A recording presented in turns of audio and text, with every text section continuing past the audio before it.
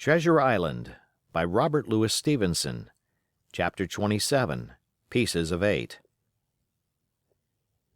Owing to the cant of the vessel, the masts hung far out over the water, and from my perch on the crosstrees I had nothing below me but the surface of the bay. Hans, who was not so far up, was in consequence nearer to the ship, and fell between me and the bulwarks. He rose once to the surface in a lather of foam and blood, and then sank again for good. As the water settled, I could see him lying huddled together on the clean, bright sand in the shadow of the vessel's sides. A fish or two whipped past his body. Sometimes, by the quivering of the water, he appeared to move a little, as if he were trying to rise. But he was dead enough, for all that, being both shot and drowned, and was food for fish, in the very place where he had designed my slaughter. I was no sooner certain of this than I began to feel sick, faint, and terrified. The hot blood was running over my back and chest. The dirk, where it had pinned my shoulder to the mast, seemed to burn like a hot iron. Yet it was not so much these real sufferings that distressed me, for these, it seemed to me, I could bear without a murmur. It was the horror I had upon my mind of falling from the crosstrees into that still green water beside the body of the coxswain. I clung with both hands till my nails ached, and I shut my eyes as if to cover up the peril. Gradually my mind came back again, my pulses quieted down to a more natural time, and I was once more in possession of myself. It was my first thought to pluck forth the dirk, but either it stuck too hard or my nerve failed me, and I desisted with a violent shudder. Oddly enough, that very shudder did the business. The knife, in fact, had come the nearest in the world to missing me altogether.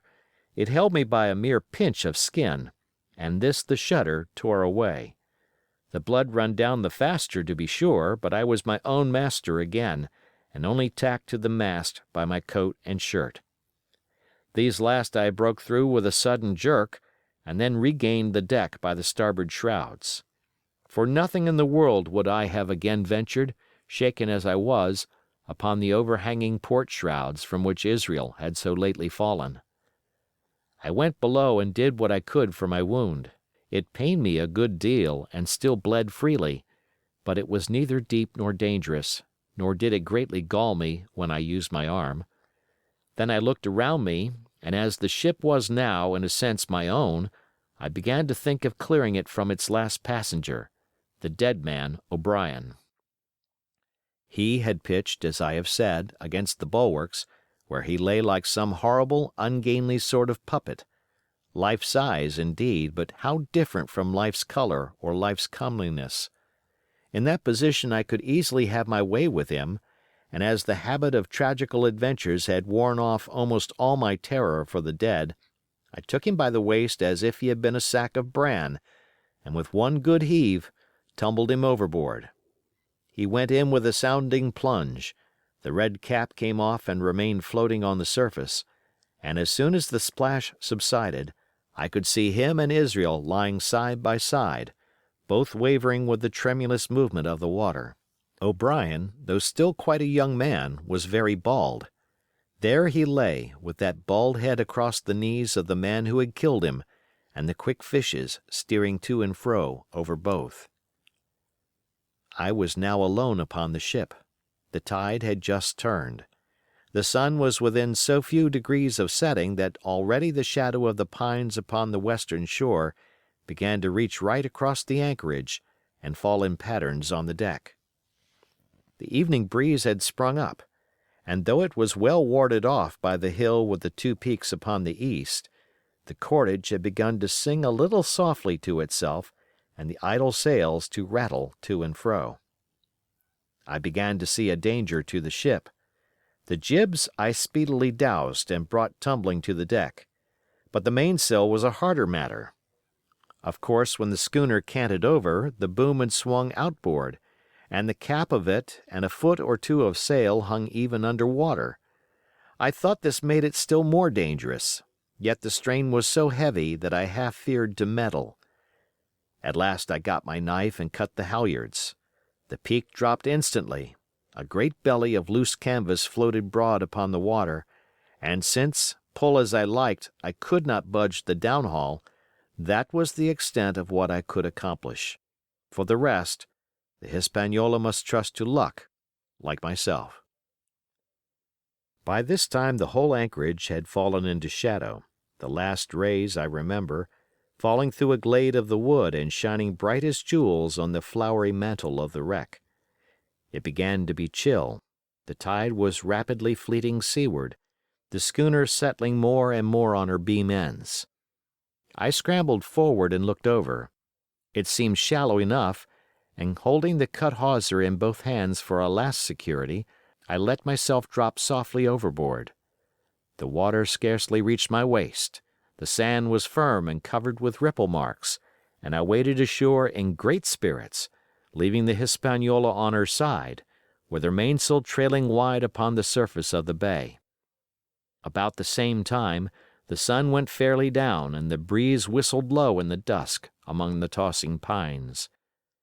At least and at last I was off the sea, nor had I returned thence empty-handed. There lay the schooner, clear at last from buccaneers and ready for our own men to board and get to sea again. I had nothing nearer my fancy than to get home to the stockade and boast of my achievements. Possibly I might be blamed a bit for my truantry, but the recapture of the Hispaniola was a clenching answer, and I hoped that even Captain Smollett would confess I had not lost my time. So thinking, and in famous spirits, I began to set my face homeward for the blockhouse and my companions. I remembered that the most easterly of the rivers which drain into Captain Kidd's anchorage ran from the two-peaked hill upon my left, and I bent my course in that direction that I might pass the stream while it was small. The wood was pretty open, and keeping along the lower spurs I had soon turned the corner of that hill, and not long after waded to the mid-calf across the watercourse. This brought me near to where I had encountered Ben Gunn, the maroon, and I walked more circumspectly, keeping an eye on every side. The dusk had come nigh hand completely, and as I opened out the cleft between the two peaks, I became aware of a wavering glow against the sky where, as I judged, the man of the island was cooking his supper before a roaring fire. And yet I wondered in my heart that he should show himself so careless. For if I could see this radiance, might it not reach the eyes of Silver himself where he camped upon the shore among the marshes? Gradually the night fell blacker. It was all I could do to guide myself even roughly towards my destination. The double hill behind me and the spyglass on my right hand loomed faint and fainter. The stars were few and pale, and in the low ground where I wandered, I kept tripping among bushes and rolling into sandy pits. Suddenly a kind of brightness fell about me. I looked up. A pale glimmer of moonbeams had alighted on the summit of the spyglass, and soon after I saw something broad and silvery moving low down behind the trees, and knew the moon had risen. With this to help me, I passed rapidly over what remained to me of my journey, and sometimes walking, sometimes running, impatiently drew near to the stockade. Yet, as I began to thread the grove that lies before it, I was not so thoughtless but that I slacked my pace and went a trifle warily. It would have been a poor end of my adventures to get shot down by my own party in mistake. The moon was climbing higher and higher. Its light began to fall here and there in masses through the more open districts of the wood, and right in front of me a glow of a different color appeared among the trees. It was red and hot, and now and again it was a little darkened, as it were the embers of a bonfire smoldering. For the life of me I could not think what it might be. At last I came right down upon the borders of the clearing. The western end was already steeped in moonshine. The rest, and the blockhouse itself, still lay in a black shadow checkered with long silvery streaks of light. On the other side of the house an immense fire had burned itself into clear embers and shed a steady, red reverberation, contrasted strongly with the mellow paleness of the moon. There was not a soul stirring nor a sound beside the noises of the breeze. I stopped, with much wonder in my heart, and perhaps a little terror also. It had not been our way to build great fires.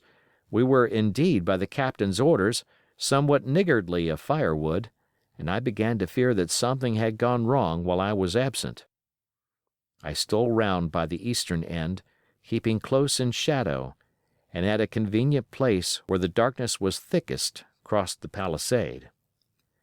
To make assurance surer, I got upon my hands and knees and crawled, without a sound, towards the corner of the house.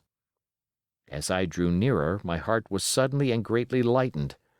It was not a pleasant noise in itself, and I have often complained of it at other times, but just then it was like music to hear my friends snoring together so loud and peaceful in their sleep. The sea cry of the watch, that beautiful "All's well," never fell more reassuringly on my ear. In the meantime, there was no doubt of one thing: they kept an infamous bad watch. If it had been Silver and his lads that were now creeping in on them, not a soul would have seen daybreak. That was what it was, thought I, to have the captain wounded, and again I blamed myself sharply for leaving them in that danger with so few to mount guard. By this time I had got to the door and stood up. All was dark within, so that I could distinguish nothing by the eye.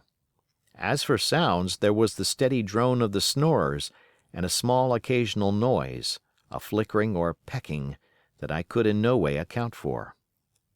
With my arms before me, I walked steadily in. I should lie down in my own place, I thought with a silent chuckle, and enjoy their faces when they found me in the morning. My foot struck something yielding. It was a sleeper's leg, and he turned and groaned, but without awaking. And then, all of a sudden, a shrill voice broke forth out of the darkness. "Pieces of 8! Pieces of 8! Pieces of 8! Pieces of 8! Pieces of 8!" And so forth, without pause or change, like the clacking of a tiny mill. Silver's green parrot, Captain Flint! It was she whom I had heard pecking at a piece of bark.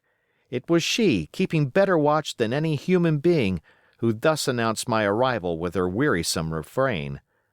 I had no time left me to recover. At the sharp clipping tone of the parrot, the sleepers awoke and sprang up, and with a mighty oath the voice of Silver cried, "Who goes?" I turned to run, struck violently against one person, recoiled, and ran full into the arms of a second, who for his part closed upon and held me tight. "Bring a torch, Dick," said Silver when my capture was thus assured, and one of the men left the log house and presently returned with a lighted brand. End of chapter.